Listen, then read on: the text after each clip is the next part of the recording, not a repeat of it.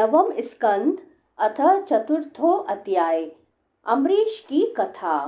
नाभाग के पुत्र हुए अम्बरीश।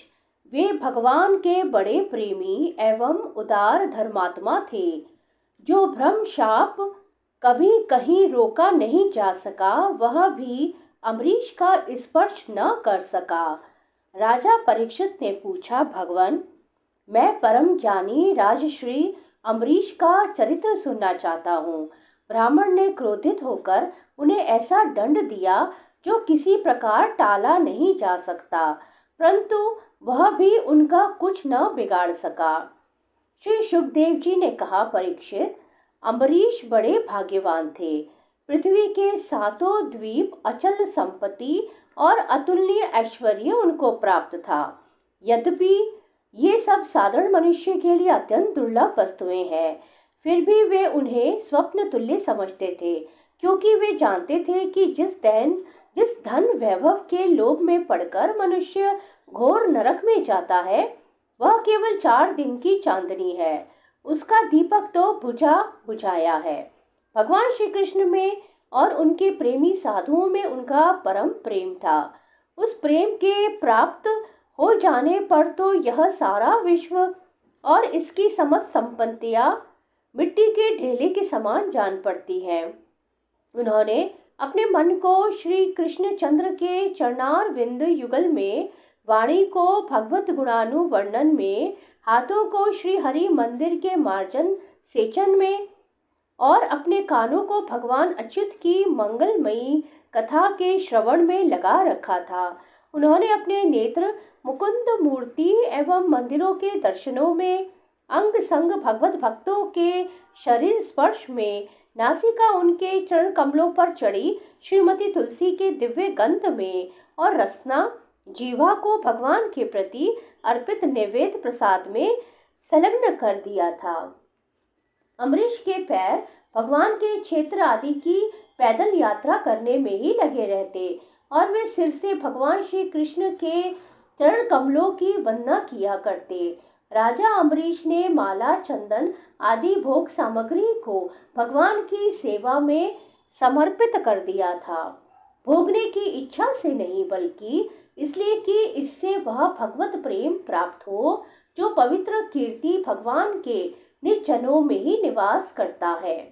इस प्रकार उन्होंने अपने सारे कर्म यज्ञ पुरुष इंद्रियातीत भगवान के प्रति उन्हें सर्वात्मा एवं सर्वस्वरूप समझकर समर्पित कर दिए थे और भगवत भक्त ब्राह्मणों की आज्ञा के अनुसार वे इस पृथ्वी का शासन करते थे।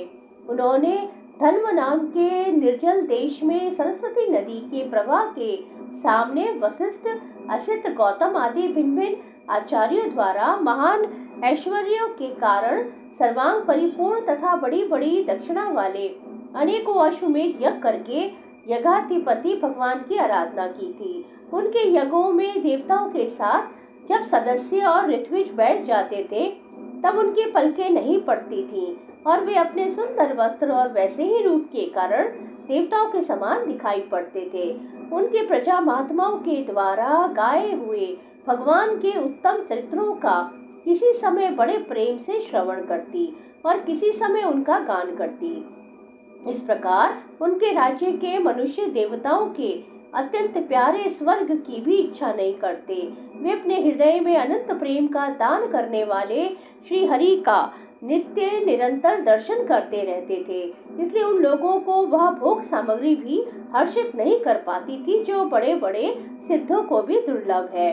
वे वस्तुएं उनके आत्मनंद के सामने अच्युत, तुच्छ और तिरस्कृत थी। राजा अम्बरीश इस प्रकार तपस्या से युक्त भक्ति योग और प्रजा पालन रूप स्वधर्म के द्वारा भगवान को प्रसन्न करने लगे और धीरे धीरे उन्होंने सब प्रकार की आसक्तियों का परित्याग कर दिया। घर, स्त्री, पुत्र, भाई, बंधु, बड़े बड़े हाथी, रथ, घोड़े एवं पैदलों की चतुरंगनी सेना, अक्षय रत्न, आभूषण और आयुध आदि समस्त वस्तुओं तथा कभी समाप्त न होने वाले कोशों के संबंध में उनका ऐसा दृढ़ निश्चय था कि वे सबके सब असत्य हैं उनकी अनन्य प्रेममयी भक्ति से प्रसन्न होकर भगवान ने उनकी रक्षा के लिए सुदर्शन चक्र को नियुक्त कर दिया था, जो विरोधियों को भयभीत करने वाला एवं भगवत भक्तों की रक्षा करने वाला है। राजा अम्बरीश की पत्नी भी उन्हीं के समान धर्मशील, संसार से विरक्त एवं भक्ति परायण थी। एक बार उन्होंने अपनी पत्नी के साथ भगवान श्री कृष्ण की आराधना करने के लिए 1 वर्ष तक द्वादशी प्रधान एकादशी व्रत करने का नियम ग्रहण किया। व्रत की समाप्ति होने पर कार्तिक महीने में उन्होंने 3 रात का उपवास किया और एक दिन यमुना जी में स्नान करके मधुवन में भगवान श्री कृष्ण की पूजा की।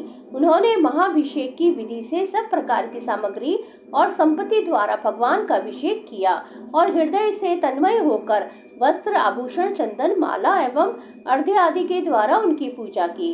यद्यपि महाभाग्यवान ब्राह्मणों को इस पूजा की कोई आवश्यकता नहीं थी, स्वयं ही उनकी सारी कामनाएं पूर्ण हो चुकी थी, वे सिद्ध थे। तथापि राजा अम्बरीश ने भक्ति भाव से उनका पूजन किया। तत्पश्चात पहले ब्राह्मणों को स्वादिष्ट और अत्यंत गुणकारी भोजन कराया। उन लोगों के घर 60 करोड़ गौएं सुसज्जित करके भेज दी। उन गौओं के सींग सुवर्ण से और खुर चांदी से मढ़े हुए थे। सुंदर सुंदर वस्त्र उन्हें उड़ा दिए गए थे। वे गौएं बड़ी सुशील, छोटी अवस्था की, देखने में सुंदर, बछड़े वाली और खूब दूध देने वाली थी। उनके सारे दूहने की उपयुक्त सामग्री भी उन्होंने भिजवा दी थी। जब ब्राह्मणों को सब कुछ मिल चुका, तब राजा ने उन लोगों से आज्ञा लेकर व्रत का पारण करने की तैयारी की। उसी समय शाप और वरदान देने में समर्थ स्वयं दुर्वासा जी भी उनके यहाँ अतिथि के रूप में पधारे। राजा अम्बरीश उन्हें देखते ही उठकर खड़े हो गए, आसन देकर बिठाया और विविध सामग्रियों से अतिथि के रूप में आए हुए दुर्वासा जी की पूजा की। उनके चरणों में प्रणाम करके अम्बरीश ने भोजन के लिए प्रार्थना की। दुर्वासा जी ने अम्बरीश की प्रार्थना स्वीकार कर ली और उसके बाद आवश्यक कर्मों से निवृत्त होने के लिए वे नदी तट पर चले गए। वे ब्रह्म का ध्यान करते हुए यमुना के पवित्र जल में स्नान करने लगे। उधर द्वादशी केवल घड़ी भर शेष रह गई थी। धर्मज्ञ अम्बरीश ने धर्म संकट में पड़कर ब्राह्मणों के साथ परामर्श किया। उन्होंने कहा, ब्राह्मण देवताओं, ब्राह्मण को बिना भोजन कराए स्वयं खा लेना और द्वादशी रहते पारण न करना दोनों ही दोष है। इसलिए इस समय जैसा करने से मेरी भलाई हो और मुझे पाप न लगे, ऐसा काम करना चाहिए। तब ब्राह्मणों के साथ विचार करके उन्होंने कहा, ब्राह्मणों, श्रुतियों में ऐसा कहा गया है कि जल पी लेना भोजन करना भी है, नहीं भी करना है। इसलिए इस समय केवल जल से पारण किए लेता हूँ।